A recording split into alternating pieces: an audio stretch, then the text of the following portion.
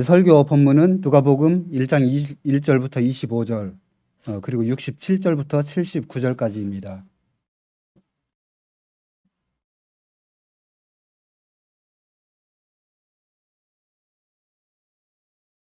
누가복음 1장 1절입니다. 우리 중에 이루어진 사실에 대하여 처음부터 말씀의 목격자 되고 일꾼된 자들의 전하여 준 그대로 내력을 저술하려고 붓을 든 사람들이 많은지라. 그 모든 일을 근원부터 자세히 미루어 살핀 나도 데오빌로 각하에게 차례대로 써보내는 것이 좋은 줄 알았노니 이는 각하로 그 배운 바의 확실함을 알게 하려 함이로라. 유대왕 헤롯 때 아비야 바냐의 제사장 하나가 있으니 이름은 사가랴요, 그 아내는 아론의 자손이니 이름은 엘리사벳이라. 이 두 사람이 하나님 앞에 의인이니 주의 모든 계명과 규례대로 흠이 없이 행하더라. 엘리사벳이 수태를 못함으로 저희가 무자하고 두 사람의 나이 많더라.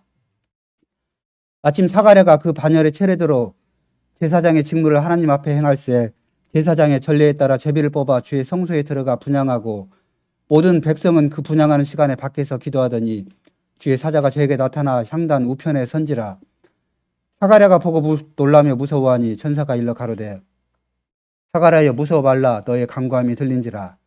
네 아내 엘리사벳이 내게 아들을 낳아주리니 그 이름을 요한이라 하라. 너도 기뻐하고 즐거워할 것이요 많은 사람도 그의 남을 기뻐하리니 이는 저가 주 앞에 큰 자가 되며 포도주나 소주를 마시지 아니하며 모태로부터 성신의 충만함을 입어 이스라엘 자손을 주 곧 저희 하나님께로 많이 돌아오게 하겠음이니라.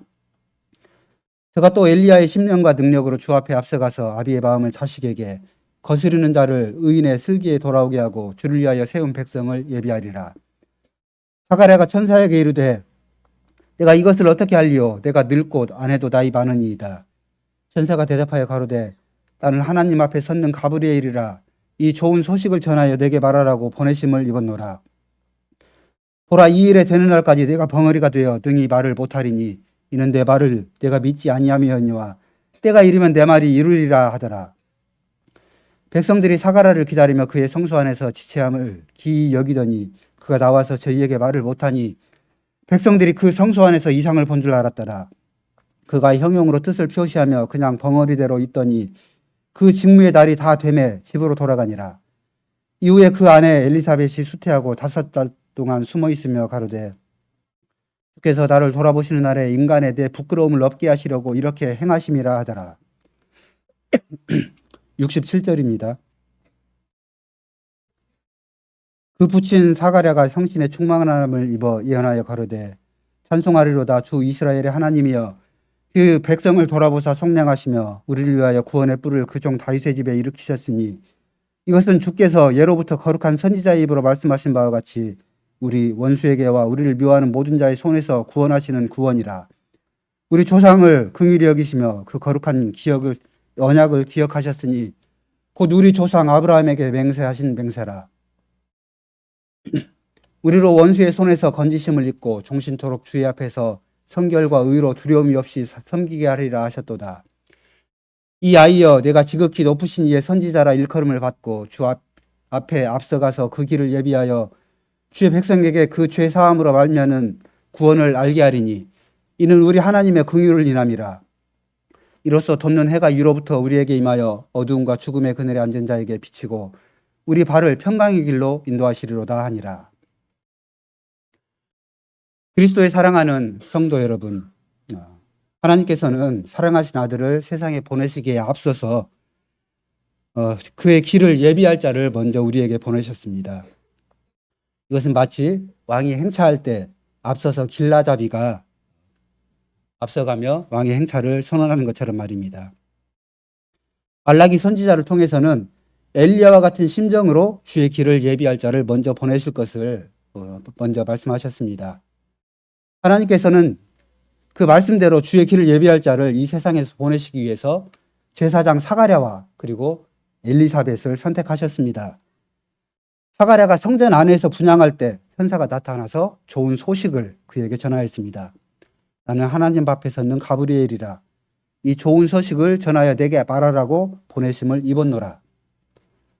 성전에서 분향하는 일의 의미를 이렇게 성취하시기 위해서 메시아를 보내실 것이고 또 말라기 선지자를 통해서 예언하신 것처럼 메시아의 길을 준비한 선지자, 또 곧 엘리야의 심정을 가진 아이가 나이 많은 사가랴와 엘리사벳을 통해서 태어날 것이라는 이 좋은 소식, 복된 소식을 전하였습니다. 이것은 사가랴뿐 아니라 모든 백성들이 기뻐할 좋은 소식이었습니다. 구약에서 예언하고 또 이스라엘 백성이 대대로 소망한 그 메시아를 보낼 준비가 다 이루어졌습니다. 그리고 이 소식을 이스라엘 백성뿐 아니라 하늘의 천군 천사와 또 하늘과 땅도 모두 기뻐할 만한 큰 좋은 소식이었습니다. 그러나 나이 많은 사가랴는 이 기쁜 소식을 믿지 않았습니다.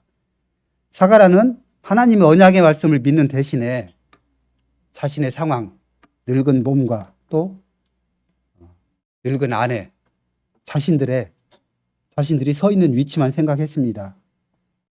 천사가 전하는 좋은 소식, 복음의 소식을 믿지 않았고 그 결과로 덩어리가 되는 징계를 받았습니다. 제사장으로서 말을 못하게 되는 그런 징계를 받고 10달 동안 벙어리로 지냈습니다. 그 사이에 마리아를 통해서 다시 한번 복된 소식이 전하여졌습니다. 사가랴는 분명히 마리아를 통한 이 소식에 대해서 크게 깨달은 것이 있었을 것입니다. 그 결과로 그의 징계가 풀리고 혀가 풀렸을 때 찬송하리로다 주 이스라엘의 하나님이여 이렇게 고백하며 찬송을 올렸습니다.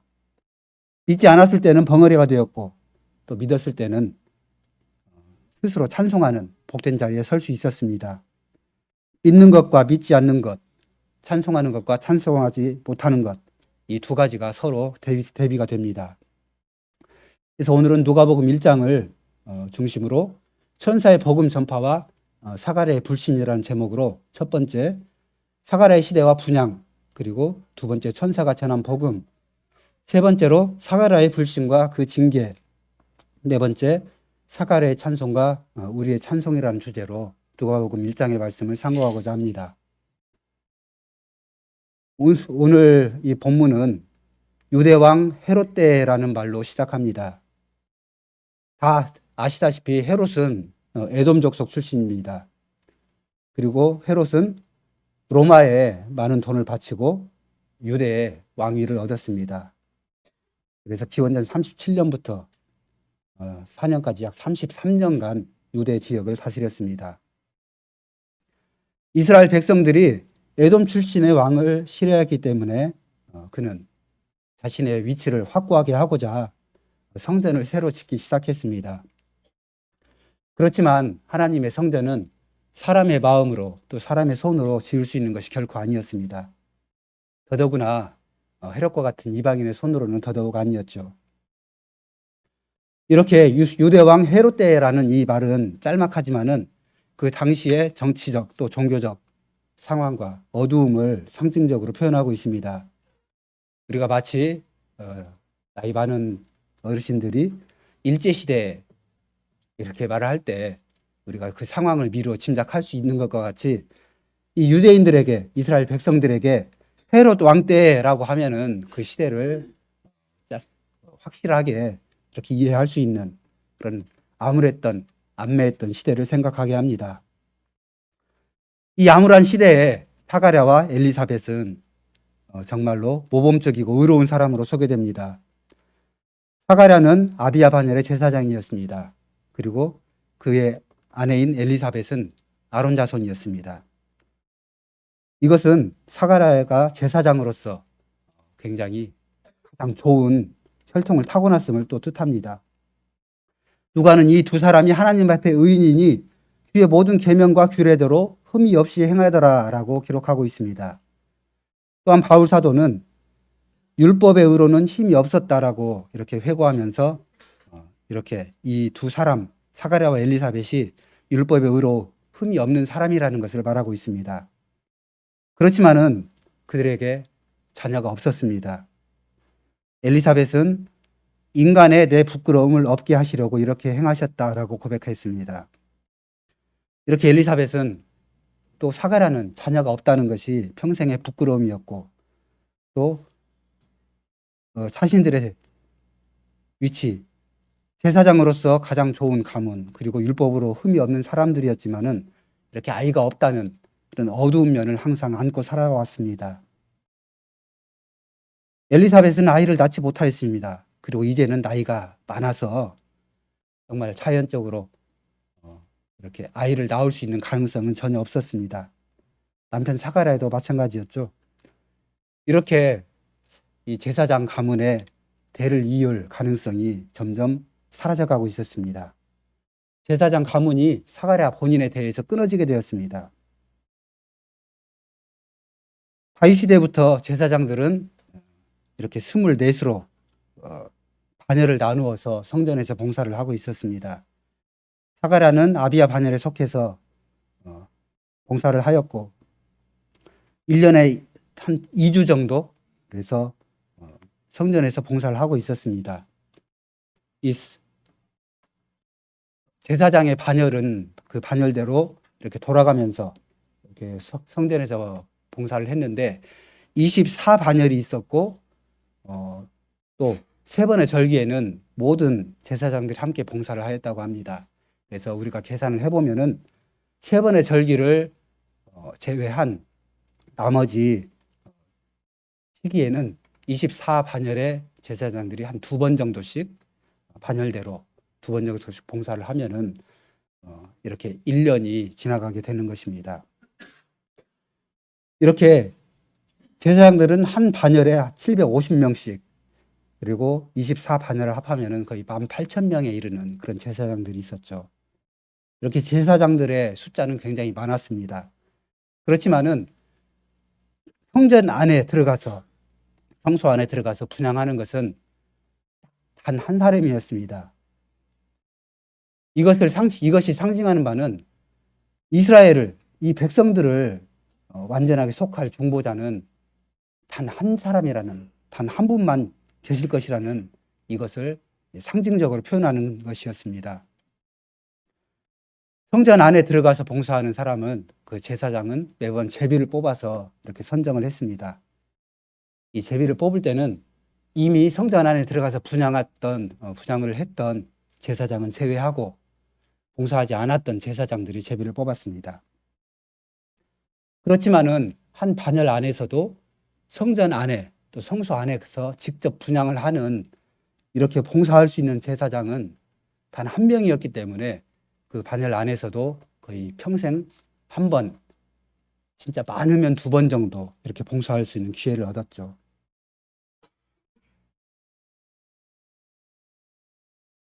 이렇게 제사장이 1년에 한 번 대속죄일에 지성소에서 송아지의 피를 가지고 성소에 들어갑니다.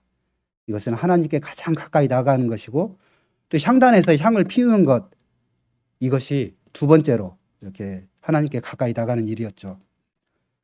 이렇게 향단에서 분향하는 것은 제사장으로서 그 사역에 가장 영광되고 또 가장 복된 또 가장 정점에 있는 그런 일이라고 말할 수 있습니다.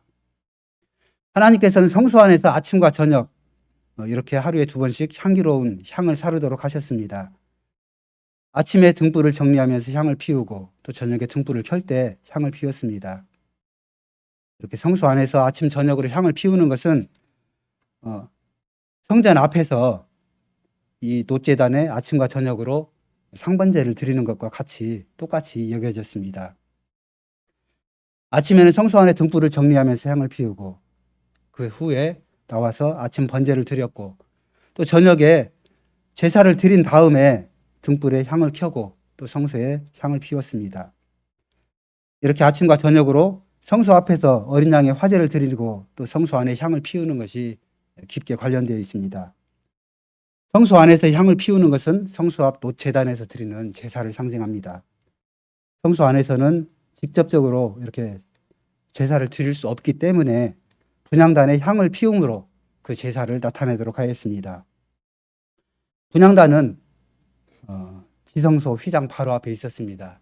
저희가 지난 그 화요 모임 때 성전의 구조와 거기에 대해서 살펴보았죠.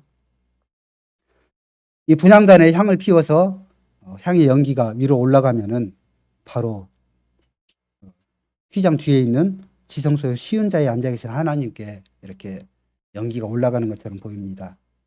롯제단에서 드리는 제사를 향으로 상징해서 하나님께 드립니다. 시편 141편에서는 나의 기도가 주의 앞에 분향함과 같이 되며 나의 손드는 것이 저녁 제사같이 되게 하소서. 이렇게 향을 피우는 것이 또 향을 피워 연기가 올라가는 것을 성도의 기도로 표현하였습니다. 계시록 5장 8절에서도 이 향은 성도의 기도들이라 라고 말합니다. 그런데 분향을 기도로 표현한 것, 이것이 단순히 올라가는 것을 그 모습을 표현했기 때문만은 아닙니다. 앞에서 말씀하신 것 같이 분향은 제사와 연결이 됩니다. 아침 저녁으로 드리는 제사와 분향은 그 자체가 기도와 연결이 됩니다. 제사장들이 성전에서 봉사할 때 자신을 거룩하게 유지하며 또 그 직분을 감당했습니다. 이렇게 아침 저녁으로 매일 그리고 1년 내내 항상 제사를 드렸습니다. 매일 아침 그리고 저녁으로 제사를 드리는 이유는 황소와 염소의 피로는 죄를 완전히 속하지 못하기 때문입니다. 불완전한 제사를 계속 드렸습니다. 그렇지만 이것 자체가 완전한 구속주께서 오시기를 기도하는 그 행위 자체입니다. 불완전한 제사장이 불완전한 제물로 불완전한 제사를 드렸습니다. 그렇지만 이 안에는 완전한 제사를 소망하고 또 그것을 위해서 주님의 자비를 호소하는 그런 제사가 계속되었습니다. 그리스도께서 속히 오셔서 백성의 죄를 완전히 속해 주실 것을 구한 것입니다. 이사야 56장에서는 내가 그를 나의 성산으로 인도하여 기도하는 내 집에서 그들을 기쁘게 할 것이며 그들의 번제와 희생은 나의 단에서 기꺼이 받게 되리니 이는 집은 만민의 기도하는 집이라 일컬음이 될 것이라. 이렇게 제사와 기도를 연결해서 가르치고 있습니다. 이렇게 여호와께서 이방인들을 성전으로 인도하여 그들이 드린 제사를 받아주실 것을 말씀하시면서 주의 성전은 만민이 기도하는 집이라 이렇게 말씀하셨습니다. 이렇게 성전이 기도하는 집이라는 것은 예수님께서 성전을 정결케 하실 때도 이렇게 스스로 하신 말씀입니다. 이렇게 제사와 기도의 행위는 구분이 될 수도 있지만은 그리스도의 완전한 제사가 속히 이루어지기를 소망하는 점, 이 두 가지 점은 분명하게 연결이 되고 있습니다. 제사와 분향은 단순한 종교적 의식이 아니었습니다. 이 제사와 분향은 그리스도께서 오실 것을 소망하고 기도하는 것이었습니다. 구약의 교회는 제사와 분향의 형식을 이렇게 기도로서 나타내고 있습니다. 바울 사도도 분명하게 분향과 기도가 그리스도의 부활과 관계됐다고 말합니다. 사도행전 26장에서 이제도 여기에서 신문받는 것은 하나님이 우리 조상에게 약속하신 것을 바라는 까닭이니 이 약속은 우리 12지파가 밤낮으로 간절히 하나님을 받들어감으로 얻기를 바라는 바인데 아그리빠 왕이여 이 소망을 인하여 내가 유대인에게 송사를 받은 것입니다. 라고 말하고 있죠. 제사장들이 성전에 나가서 아침 저녁으로 제사를 드리고 분향하며 섬깁니다. 그리고 이 백성들이 소망하던 이 약속을 다시 한번 상기합니다. 제사를 드리고 분향하면서 그들이 소망하는 바 예수의 부활이라고 바울 사도는 또 말하고 있습니다. 밤낮으로 드리는 제사와 분향은 기도를 상징하고 또한 그리스도의 구속을 가리킵니다. 사가랴가 분향할 때 모든 백성들이 밖에서 기도하면서 사가랴가 성소 안에서 나오기를 기다렸습니다. 이 말은 사가랴는 성전 안에 들어가서 향을 피우고 또 이스라엘의 구속을 바라는 기도를 분향함으로 하나님께 올렸습니다. 또 모든 백성들은 예루살렘의 구속됨을 바라면서 성전 뜰에서 이렇게 함께 기도하고 있었던 것입니다. 이스라엘의 구속을 바라면서 기도하던 그들, 제사장과 모든 백성들은 또 성전 뜰에서 제사와 분향이 예표하는 이스라엘의 구속을 위해서 기도했습니다. 사가랴는 성전 안에서 같은 기도를 분향으로서 나타냈고 있었습니다. 사가랴의 분향과 백성의 기도, 이 두 가지 모두 이스라엘의 위로와 소망, 그리고 즉 메시아가 오실 것에 대한 또 메시아가 오실 것을 바라는 그런 기도였던 것입니다. 이렇게 이스라엘의 기도는 개인적인 기도가 아니라 구약교회, 즉 이스라엘 모든 백성의 공적인 기도였습니다. 그리고 하나님께서 이 백성의 기도를 들으시고 응답하십니다. 다시 사가랴로 돌아가겠습니다. 사가랴는 나이가 많았습니다. 나이를 낳을 수 없을 정도로 늙었고 그 안에 그 엘리사벳도 마찬가지였죠. 그런데 이 나이 많은 이때 성소에 들어가서 분향할 수 있는, 봉사할 수 있는 기회를 처음 얻었습니다. 제사장으로서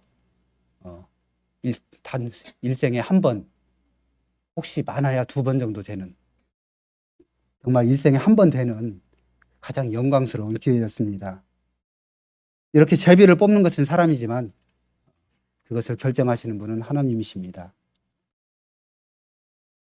하나님께서는 사가랴에게 또 사가랴를 통해서 뜻하신 바를 이루시려고 사가랴를 선택하셨습니다.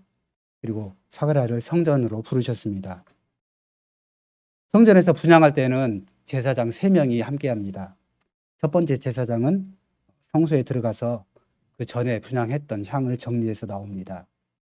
그리고 두 번째 제사장은 향을 분향단 앞에 두고 나오죠. 그리고 세 번째 제비 뽑힌 제사장이 성소에 들어가서 기도와 함께 분향을 하고 이렇게 나오게 됩니다.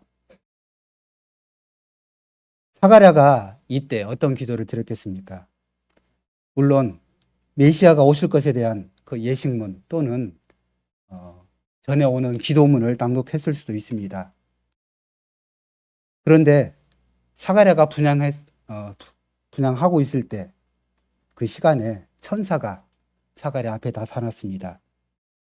무서워 말라, 너의 간구함이 들린지라. 네 아내 엘리사벳이 내게 아들을 낳아주리니 이름을 요한이라 하라. 사가랴는 무서워했습니다. 요한은 자비하시다. 이게 요한이라는 이름의 뜻이죠. 이렇게 이스라엘 백성이 아침 저녁을 분향할 때 여호와의 자비하심에 호소했습니다. 이렇게 사가랴에게 주어질 아이, 즉 요한이라는 이름 앞에 담긴 뜻입니다. 천사가 사가랴 앞에 나타났습니다. 이렇게 천사는 사가랴가 향을 피우고 기도한 직후에 나타나서 사가랴에게 하나님께서 너의 기도를 들으셨다라고 말하였습니다. 그렇다면 다시 한번 사가랴는 어떤 기도를 드렸을까요? 분명하게 제사장으로서 가장 영광스러운 그 직분을 행하면서 개인적인 기도를 드리지는 않았을 것입니다. 그렇지만 사가랴는 평상시에 특히 나이가 많이 들기 전에는 나에게도 아이를 주십시오라는 기도를 항상 드렸을 것입니다. 엘리사벳도 마찬가지였죠. 그렇지만 사가랴가 성전에서 봉사할 때는 분명하게 공적인 기도를 드렸을 것입니다. 그리고 사가랴가 평생 동안 했던 기도의 응답으로 또 하나님은 사가랴에게 또 엘리사벳에게 아이를 주실 것을 천사를 통해서 그 말씀을 전했습니다. 이렇게 사가랴가 아들을 위해서 기도한 것을 들어주실 것이다 라고 선언하였습니다.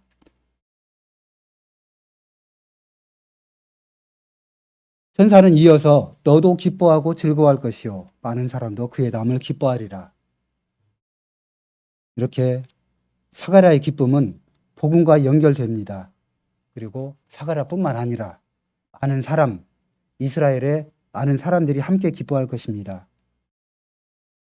말라기 선지자 이후로 약 400년간 선지자를 보내시지 않는 그런 하나님께서 한 선지자를 세우실 것을 말씀하셨습니다. 이 일로서 많은 사람들이 기뻐할 것입니다. 더 나아가서 천사는 태어날 이 아이가 메시아의 오실 길을 예비한다라고 말하고 있습니다. 선지자를 통해서 또 선지자를 이어서 주님, 즉 메시아께서 오신다는 것을 기뻐하지 않을 사람이 있었겠습니까? 이 앞부분에서 제사장의 분향은 백성의 기도와 연결된다고 말했습니다. 천사는 사가랴가 일생에 단 한 번 있는 제사장의 그 영광스러운 직분을 수행할 때 그가 드렸던 기도, 그 모든 기도를 하나님께서 응답하셨다라고 말하고 있습니다. 이렇게 구약의 성도들과 제사장들이 올렸던 기도, 또 구약의 교회가 공적으로 올린 기도가 성취됨을 천사는 선언하고 있습니다. 메시아에 대한 구약의 기도를 응답하시기 때문에 많은 백성들이 이 아이가 태어남을 기뻐합니다. 하나님께서는 사가랴 가정에 아이를 주셔서 사가랴 가정의 그 필요, 또 사가랴와 엘리사벳의 기도를 들어주시고 또 세례 요한의 탄생으로서 사가랴 부부뿐 아니라 많은 사람들, 모든 이스라엘에게, 언약 백성들에게 큰 기쁨이 되고 있습니다. 성도 여러분, 이렇게 천사가 메시아에 오실 것을 또 메시아에 오실 것을 예표하는 아이의 탄생을 선언합니다. 그럼 이 부분에 대해서 좀 더 자세히 살펴보면은 그 아이는 하나님 앞에서 큰 자가 되어서 포도주나 소주를 마시지 않고 모태로부터 성신의 충만함을 입을 것이라. 태어날 아이가 선지자로서 또 기름 부음의 실체인 성신이 함께 하실 것임을 말하고 있습니다. 그리고 그로 말미암아 그는 능력 있게 일할 것입니다. 제사장들이 성전에서 봉사할 때 포도주나 소주를 마시지 않은 것처럼 또 자기 평생에 또 주님께 드리면서 함께 봉사할 것입니다. 천사는 구약의 선지서를 들어서 태어날 아이의 사명에 대해서 말하고 있습니다.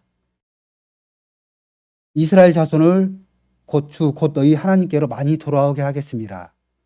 또 저가 엘리야의 심령과 능력 앞에 가서 능력에 앞서가서 아비의 마음을 자식에게 거스르는 자를 의인의 슬기에 돌아오게 하고 주를 위하여 세운 백성을 예비하리라. 이렇게 이 말씀은 구약의 마지막 선지자인 말라기 선지자를 통해서 선언하신 말씀과 같습니다.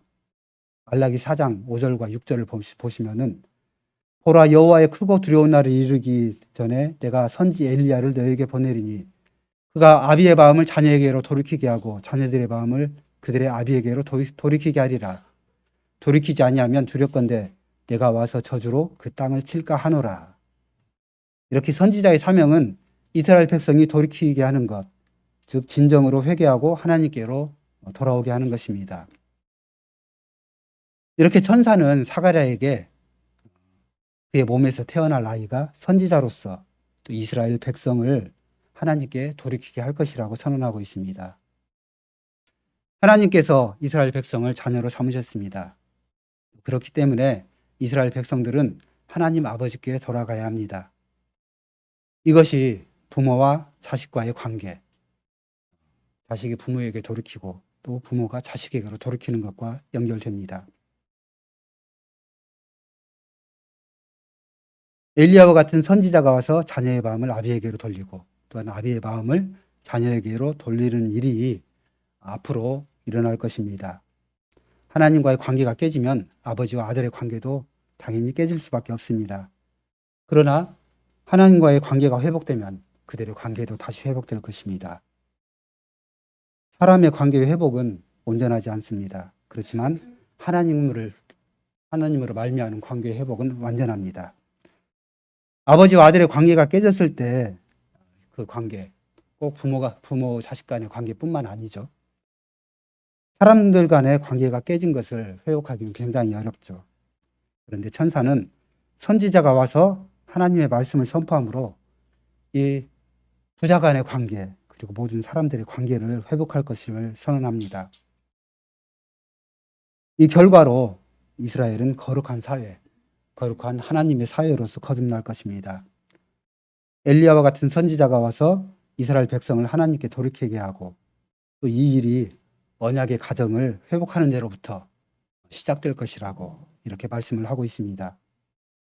이렇게 천사는 400년 만에 말라기 이후 또 말라기에서 예언한 선지자가 하나님의 음성을 이스라엘에게 전할 것이다 라고 말씀합니다. 그리고 엘리야와 같은 심정으로 백성의 마음을 준비시키고 또 그 뒤를 이어서 메시아가 오실 것을 말하고 있습니다. 아합 시대에 있었던 많은 배교를 돌이키기 위해서 사역했던 엘리야를 생각해 봅시다. 이런 엘리야와 같은 선지자가 오실 것이고 또 그를 이어서 메시아가 오실 것을 천사는 확실하게 선언합니다. 이렇게 말라기 선지자는 주를 위하여 세운 백성을 예비하리라 이렇게 선언을 하였고, 또 이사야 40절에서는 또 너희는 광야에서 여호와기를 예비하라, 사막에서 우리 하나님의 대로를 평탄케 하라. 이 말씀 또한 예수님의 길을 예비한 말씀입니다. 이렇게 이사야 40장은 바벨론 포로 귀환을 예언한 말씀이죠. 그렇지만은 그 포로 귀환 또한 많은 백성들에게 위로가 되었던 말씀입니다. 이렇게 여호와의 길을 예비하면 구속자가 나타나서 이스라엘을 포로에서 해방하실 것입니다. 천사가 사가랴에게 전한 내용이 이와 같습니다. 이와 같은 복음입니다. 단지 늙은 너희에게 아들을 줄 것이다 이렇게 말씀하지 않았습니다. 그런 뜻이 아니었죠. 메시아에 관한 복음을 사가랴에게 전한 것입니다. 이것은 사가랴가 밤낮으로 하나님께 기도하고 또 소망했던 그런 사가랴의 기도였습니다. 많은 사람이 기뻐한다 이 말에는 슬픔의 때가 지나고 기쁨의 때가 올 것이라는 뜻이 함께 담겨 있습니다. 사가랴는 그 뜻을 잘 알고 있었죠. 복역의 때가 끝나고 해방이 되는 그런 기쁨의 때가 올 것이다 라고 구약에서는 가르쳤습니다. 그리고 천사는 그 구절을 들어서 사가랴에게 이야기를 했던 것입니다. 이사야 40장에 있는 것처럼 바벨론 종살이로부터 귀환할 것이다. 이 고통이 끝나고 기쁨이 가득한 그런 때가 올 것이다 라고 사가랴에게 선언했던 내용입니다. 이것이 얼마나 영광스러운 내용입니까? 구약의 모든 예언이 앞으로 너의 몸에서 태어날 아들, 그를 통해서 이루어지기 시작할 것이다. 이 말씀이 선포되었습니다. 사가랴에게 네 아들이 주의 앞에서 큰 자가 되어 준비하면 이 나라를 원수의 손에서 구원할 진정한 메시아가 올 것이다. 이것은 알 수 없는 새로운 것이 아니고 이미 구약에서 여러 번 또 확실하게 선포되었던, 가르쳐졌던 그런 말씀입니다. 사가랴가 행하는 분향 예식의 의미, 제사장들이 날마다 드리는 제사 또한 이렇게 같은 뜻을 담고 있는 것입니다. 그렇다면 이 복음에 대해서 우리가 또 백성들이 취해야 할 반응은 어떤 반응을 보여야 합니까? 우리가 드릴 반응, 우리가 할 행동은 있는 것입니다. 또 믿음으로 기도하는 것입니다. 1000년이 넘는 그 세월 동안 올려졌던 기도가 응답되는 순간이기 때문입니다. 그렇기에 우리 모두는 또 이스라엘 백성들은 감사로서 또 믿음의 기도를 올려야 합니다. 이렇게 천사는 구약의 모든 제사와 기도가 완전하게 응답될 것이다. 이 복음을 전하였습니다. 사가랴의 반응은 어떠했습니까? 사가랴는 천사가 전하는 말을 믿지 못했습니다. 내가 이것을 어떻게 할리요? 내가 늙고 아내도 나이가 많습니다. 이렇게 사가랴는 평상시에 누가복음에 기록된 대로 의롭고 또 그런 의로운 제사장이었지만은 그의 믿음과 또 그의 실체가 어떠했습니까? 천사의 선언을 믿지 못하고 내가 이것을 어떻게 합니까? 나는 나이가 많습니다.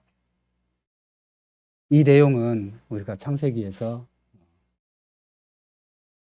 사라의 반응에서 같은 반응을 볼 수가 있었죠. 주의 모든 계명과 규례들을 흠이 없이 행하였다라는 사가랴의 평가, 이것이 정말 맞는 평가였습니까? 이렇게 사가랴는 천사의 선언을 단 한 번에 즉시 믿지 못하였습니다. 하나님의 복음을 믿지 못하였습니다. 이렇게 제사장으로서 흠없이 평생 동안 봉사했지만은 자신의 봉사가 가리키는 언약을 바르게 믿고 또 고백하지 못하였습니다. 앞서 본 바와 같이 천사는 말라기 선지자를 통해서 사가랴의 집에 태어날 아이에 대해서 선언하였습니다. 제사장으로서 구약의 예언의 말씀이 이루어지도록 기도했던 그것이 오늘 너를 통해 사가랴 너를 통해서 이루어질 것이다. 그렇지만 사가랴는 천사의 선언 또 말라기의 예언을 그 즉시 받아들이지 못했습니다. 늙은 자신을 통해서 이 언약이 이루어질 것임을 인정하지 못했습니다. 이것 또한 나사렛 사람들이 취한 태도도 비슷하죠. 예수께서 회당에서 이사야서를 읽고 가르치실 때 이것이 오늘날 너희에게 임하였다라고 선언을 했습니다. 그러나 사람들은 믿지 못했습니다. 불신이란 이런 것입니다. 구약에 있는 그 말씀은 믿지만 그 말씀의 계시가 오늘날 바로 지금 너를 통해서 이루어질 것이다. 이것을 인정하고 받아들이지 못하는 것, 그것이 바로 불신입니다. 이렇게 사가랴는 믿지 못하고 불신을 나타냈습니다. 그리고 가브리엘은 하나님 앞에 서서 섬기는 자임을 스스로 밝히고 사가랴에게 말을 못하는 벙어리가 되는 징계를 내렸습니다. 보라, 이 일이 되는 날까지 내가 벙어리가 되어 능히 말을 못하리니 이는 내 말을 네가 믿지 아니하미오니와 때가 이르면 내 말을 이루리라. 사가랴는 말을 하지 못하는 그런 징계를 받았습니다. 천사는 사가랴가 이 일이 되는 날까지 벙어리가 되지만 때가 이르면 내 말을 이루리라 하고 말하였습니다. 사가랴가 믿지 않았습니다. 그렇지만 하나님께서는 언약하신 것, 뜻하신 바를 이루실 것입니다. 이 언약은 구약에서 이미 예언된 내용입니다. 그렇기 때문에 반드시 이루어질 것입니다. 사가랴가 성전에서 봉사한 일생 단 한 번에 있는 그 영광스러운 그 순간에 구약의 모든 기도와 제사 또 이 제도의 뜻이 반드시 이루어질 것이다. 이 소식을 천사는 전했습니다. 역사상 가장 영광스럽고 또 가장 복된 순간입니다. 그러나 사가랴는 그것을 믿지 않았습니다. 믿지 않은 이유는 단순했죠. 정말 단순한 이유였습니다. 내가 나이가 많고 내 아내도 나이가 많습니다. 나이가 너무 많아서 아이를 낳을 수 없습니다. 이렇게 사가랴는 자기 중심적으로 생각했고 또 불신에 빠져 있는 자신 스스로를 발견하지 못했습니다. 성전에서 분향하는 것은 그 행위, 그 절차 자체가 그렇게 시간이 오래 걸리는 건 아니죠. 이렇게 분향하는 제사장, 3명의 제사장 중에 3번째 제사장은 성전에 또 성소에 들어가서 분향하고 나오는 데까지 긴 시간이 걸리지 않습니다. 사가랴는 천사의 말씀을 들으면서 다른 제사장들이 성소 안에서 보냈던 시간보다 많은 시간을 보내게 되었죠. 백성들은 사가랴가 제 시간에 나오지 않는 것을 이상하게 생각했습니다. 그리고 드디어 사가랴가 성소 밖으로 나왔을 때 아무 말을 하지 못하는 그것을 보고 더욱 이상하게 생각했습니다. 백성들은 사가랴가 성소 안에서 이상을 보았다라고 생각을 하게 되죠. 그 이상으로 인해서 사가랴가 말을 하지 못한다 이렇게 생각을 하게 되었습니다.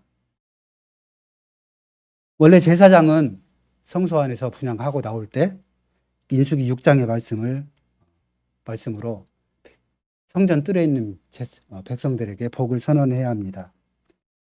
여호와는 내게 복을 주시고 너를 지키시기를 원하며 여호와는 그 얼굴을 내게 비치사 은혜 베푸시기를 원하며 여호와는 그 얼굴을 내게로 향하여 드사 평강 주시기를 원하노라. 이렇게 예배 후에 복을 선언하는 이 말씀으로 백성들에게 복을 선언해야 했습니다. 여호와께서 복을 주시고 얼굴을 환하게 비추시고 또 평강을 주시기를 원한다는 이 삼중적 복을 백성들에게 선언하면 백성들은 이 복을 받고 돌아가서 세상에서 또 가정에서 다음번 제사 때까지 이렇게 이 복을 의지해서 살게 됩니다. 마치 우리가 예배를 드리고 한 주 동안 또 예배를 고대하면서 한 주를 사는 것과 같습니다. 제사장이 이렇게 복을 선언한 것이 하나님께서 백성들의 제사를 받으셨다는 그 증거가 됩니다. 그렇지만 사가랴는 말을 하지 못하는 징계를 받았기 때문에 이 제사장이 주는 이 복의 선언을 백성들에게 이 복의 선언을 하지 못했습니다. 이렇게 사가랴는 불신으로 인해서 말을 하지 못하는 징계를 받았죠. 이렇게 사가랴는 믿지 않았습니다. 또 엘리사벳을 통해서 예수님의 길을 예비하시는 하나님의 계획에 어떤 변화가 생겼습니까? 결코 그렇지 않습니다. 하나님께서는 사가랴를 벙어리로 만드시면서 또 그렇게까지 하시면서도 이렇게 징계를 주시면서 자신이 또 당신이 뜻하신 그 내용을 하나하나 모두 이루셨습니다. 사가랴 개인이 아니라 하나님의 백성 모두와 연관된 모두에게 선포된 복이기 때문입니다. 하나님의 언약이 이루어지는 것은 사람에게 달려있지 않습니다. 하나님께서는 사가랴에게 말을 하지 못하는 징계를 내리시고 또 그렇지만은 스스로 선언하신 그 모든 계획은 그대로 이루셨습니다. 엘리사벳은 때가 되어서 아이를 갖게 됐습니다.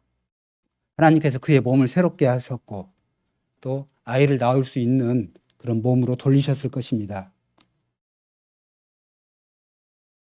남편은 귀머거리와 벙어리가 되었고 또 자신은 늙은 나이였습니다. 그렇지만 하나님께서는 이루셨습니다. 이렇게 엘리사벳이 아이를 가졌고 그 후에 엘리사벳과 사가랴는 이 사실을 알리지 않고 35달을 보냈습니다. 이렇게 이후에 그 아내 엘리사벳이 수태하고 5달 동안 숨어 있으며 가로되 주께서 나를 돌아보시는 날에 인간의 내 부끄러움을 없게 하시려고 이렇게 행하셨다. 엘리사벳이 수태한 다음에 5달 동안 숨어 있었다. 이 말은 공식적으로 드러내지 않았다는 말입니다. 처음 5달 동안 아이를 가졌다는 것이 사람들의 눈에 드러나지 않았습니다. 그냥 그렇게 지냈다는 뜻입니다. 이렇게 엘리사벳 남편 사가랴가 말을 하지 못하는 징계를 받았고 또 이 상황에서 하나님께서 자신에게 큰 일을 행하셨다. 이 말씀 또한 다른 사람들에게 드러내지 않았습니다. 남편이 징계를 받을 때에도 자신이 남편에게 내려진 징계 또한 자신에게 함께 내려진 징계라는 것을 엘리사벳은 인정을 했고 또 하나님께서 자기에게 주신 기쁨이 있지만 남편의 징계가 다 풀어서 또 드러내기 전까지 스스로 이 기쁨을 드러내지 않고 조용히 지냈습니다. 이렇게 징계를 잘 받을 때 주님께서 주시는 징계를 잘 받을 때 이렇게 기쁨도 함께 있게 되었습니다. 주께서 나를 돌아보셨다. 그래서 나의 부끄러움을 제해 주셨다.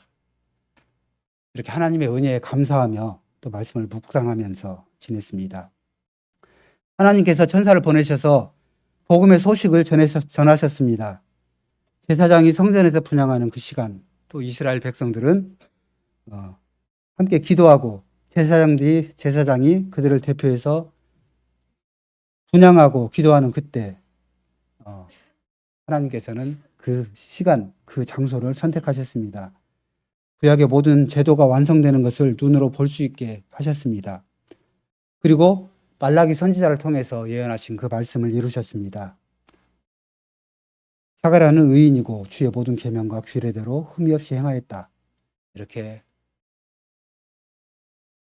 평가를 받았지만은 자기의 늙은 육신을 통해서 불신을 나타내게 되었습니다. 이렇게 하나님께서 사가랴를 징계하신 것, 이거 자체가 징계만을 뜻하는 것입니까? 이 사가랴에게 내려진 징계는 그 당시 백성들, 그리고 오늘 우리에게 함께 내려진 징계이면서 동시에 은혜입니다. 사가랴는 벙어리가 되는 징계를 받았고, 또 그 징계를 통해서 하나님의 언약이 이루어질 것, 또 하나님의 사랑을 깨달았을 것입니다. 전능하신 하나님께서 그 아내 엘리사벳, 그 늙은 엘리사벳의 몸을 소생시켜서 아이를 갖게 하셨습니다.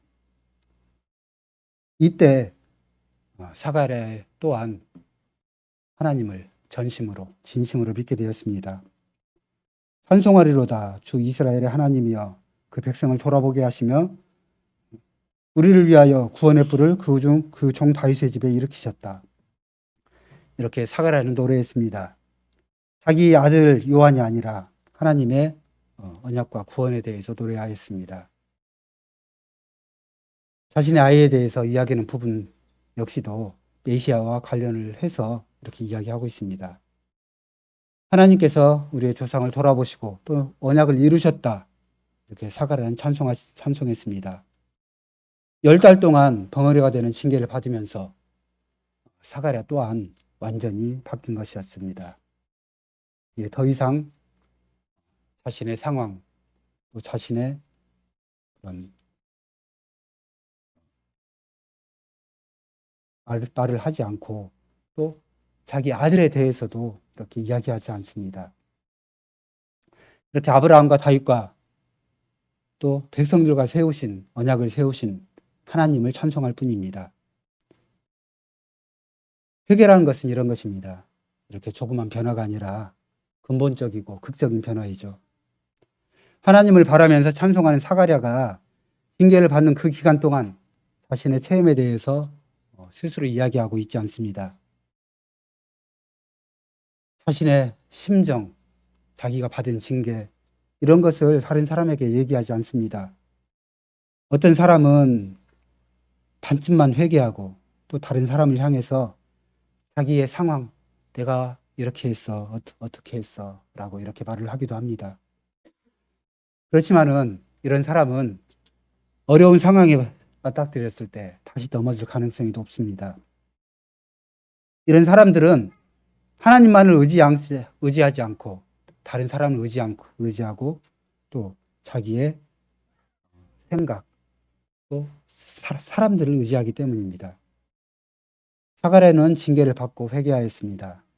그렇지만 자기 자신에 대해서 이야기하지 않았습니다. 요한이 할례를 받는 그 자리에 많은 사람들이 함께 있었습니다. 그렇지만 그 자리에서도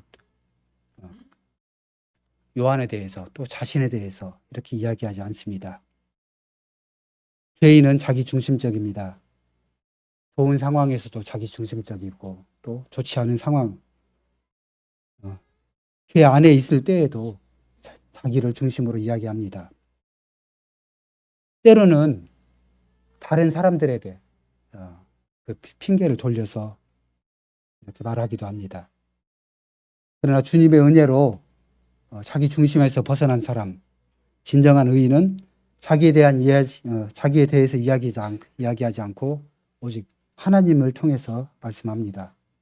하나님을 향해서 그런 하나님의 행하신 일을 통해서 찬송합니다. 사가랴가 어떻게 이런 자리에 오르게 되었습니까? 사가랴는 하나님의 징계를 통해서 그런 하나님의 언약을 진정으로 알게 되었습니다. 하나님께서 믿지 않는 사가랴를 징계하셨고 또 잠잠케 하셨고 또 엘리사벳에게 아이를 주시면서 사가랴는 하나님의 언약을 굳게 믿게 되었습니다. 하나님께서 이렇게 징계하셨고 또 언약을 이루심을 보고 사가랴는 진정으로 회개하였습니다. 하나님께서 아이가 없는 사가랴의 집에 아이를 보내서 사가랴와 엘리사벳에게 기쁨을 주신 것, 이 일은 주의 길을 예비할 사람을 이스라엘에게 보내셔서 이스라엘에게 많은 사람에게 기쁨을 주신 것과 바로 연결이 됩니다. 아브라함의 집에 아이를 주신 것이 만복의 근원이 되었다. 만민에게 복이 되었다. 이렇게 말씀하신 것과 같이 사가랴의 집에 아이를 보내심으로 또 메시아가 오실 것임을 선언하는 그런 전조이기 때문에 이스라엘의 많은 사람들에게 기쁨이 됩니다. 하나님께서 이스라엘의 모범적인 제사장이었던 사가랴에게 행하신 것, 이것은 이스라엘에게 행하실 그런 복과 또 이스라엘에게 행하실 모든 일과 연결됩니다. 사가랴는 하나님 앞에 의인이었고 또 주의 모든 계명과 규례대로 흠이 없이 행하였습니다. 그렇지만 그 언약의 말씀이 자신을 통해서 이루어진다 이렇게 선언하였을 때 그 말씀을 진정으로 믿지 않았습니다. 예수께서 이스라엘을 잎이 무성하지만 열매가 없는 나무에 비유하셨습니다. 실체가 없는 종교를 이렇게 말씀하셨죠. 불법을 행하지 않고 율법의 규례를 따르지만 진정한 복음의 말씀을 믿지 않았습니다. 이런 나라에 주께서는 복음을 전하셨습니다. 사가랴를 징계하심으로 새롭게 하신 것처럼 또 이스라엘도 새롭게 하실 것을 우리는 기대할 수 있습니다. 사가랴의 회복은 하나님의 주권적인 사랑입니다. 거기에 대해서 다른 사람들에 대해서도 배교한 이스라엘에 대해서도 동일하게 은혜를 주실 것을 선언하셨고 또 기대하게 합니다. 이런 점에서 세례 요한의 탄생은 사가랴의 집에서 기쁨이 됩니다. 그리고 이스라엘의 모든 사람에게 더 큰 기쁨이 될 것입니다. 그리스도께서 이스라엘을 회복시킬 때 정치적이고 외적인 이스라엘을 회복시키신 것이 아닙니다. 이스라엘의 회복은 하늘의 천상의 이스라엘 예루살렘의 회복을 뜻합니다. 자기 백성을 죄에서 구원할 자로 예수께서 오셨습니다. 이렇게 오신 예수께서는 죄를 없애고 신령한 이스라엘로 회복시키셨습니다. 이 나라는 도덕적이고 깨끗하고 또 종교적으로 열심히 있는 사람이 들어오는 그런 나라가 아닙니다. 하나님의 주권적인 사랑을 받는 그런 사람이 들어올 수 있는 나라입니다.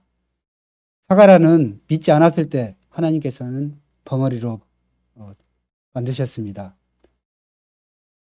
이렇게 벙어리로 만드셔서 백성에게 복을 선언하는 제사장의 직분을 행하지 못하게 하셨습니다. 그렇지만 하나님께서는 분명하게 메시아가 오실 것이라는 것을 예비할 그 아이를 주셨고 또 그 후에 메시아가 오시는 것은 이렇게 이 언약을 확실하게 말라기에 예언된 그 언약을 확실하게 이루셨습니다. 이렇게 누가복음 1장에는 제사장의 복의 선언이 없었습니다. 이 복의 선언을 해야 할 제사장 사가랴가 벙어리가 되었기 때문이죠. 그런데 누가복음 마지막 부분에는 강복선언으로 끝을 맺습니다. 십자가의 제사를 온전히 들으신 예수께서 두 손을 들고 축복하시면서 하늘에 오르셨습니다. 사가랴는 믿지 않아서 행하지 못한 것을 예수 그리스도께서 확실하게 그리고 만민이 보는 앞에서 이루셨습니다. 구약의 제사와 기도의 실체가 그리스도의 십자가와 복 주심에서 확실하게 이루어졌습니다. 복을 주시면서 하늘에 오르신 주님은 지금도 우리 교회에 복을 주시고 또 십자가 이루신 구속의 공효를 그의 백성인 우리에게 주권적으로 지금도 내려주고 계십니다. 어떤 사람이 누가 사가랴의 찬송을 부를 수 있습니까? 모범적인 신자로 평가받고 또 스스로 인정하고 그러면서 음악성도 있는 사람이 멋지고 화려한 그런 화음을 넣어서 사가랴의 찬송을 부를 수 있겠습니까? 사가랴가 부른 노래의 주제는 하나님께서 언약을 이루신다는 스스로 이루시는 것을 말하고 있습니다. 이 노래는 하나님의 주권적인 사랑 앞에서 자기 중심적인 것을 버리고 하나님께로 진정으로 돌이킨 사람만이 부를 수 있습니다. 자기에게 갇혀 있는 사람은 이 찬송을 부를 수 없습니다. 오직 말씀을 통해서만 자신의 죄와 비참함을 깨닫고 하나님께로 돌이킬 때 또 주의 언약 안에서 죄된 자신을 발견하고 회개하는 사람만이 사가랴의 찬송을 자신의 찬송으로 부를 수 있습니다. 사가랴는 징계를 통해서 자기 중심에서 벗어났습니다. 그 결과로 하나님의 언약을 깨닫고 누가복음에 기록된 찬송을 불렀습니다. 어미로우시고 또 사랑이 많으신 그 하나님의 사랑을 깨닫고 진정으로 회복된 사람만이 이런 찬송을 부를 수 있습니다. 주님의 은혜를 깨닫는 사람은 이렇게 아무런 감정 없이 또 아무런 고백 없이 이런 찬송을 부를 수 없습니다. 진정으로 회개한 사람만이, 하나님의 은혜와 사랑을 고백한 사람만이 진정한 찬송을 부를 수 있습니다. 사가랴의 입이 열렸습니다. 이때 사가랴가 이 찬송할 때 어떤 마음으로 찬송했겠습니까? 우리가 살아가는 생애에서 단 한 번 있는 영광스러운 봉사를 하는 그 기회가, 그 복이 자신의 불신으로 인해서 이렇게 무효가 될, 또 하마터면 이스라엘 백성들 전체에게 내려질 복이 무효가 될 뻔한 그 경험을 겪은 사가랴, 그 심정이 어떻겠습니까? 그렇지만 주님께서는 사가랴의 죄에도 불구하고 언약하신 일을 모두 이루셨습니다. 메시아를 이 땅에 보내셨습니다. 이렇게 사가랴는 모든 징계에서 벗어나 또 하나님의 은혜와 사랑에 감사하며 찬송했습니다.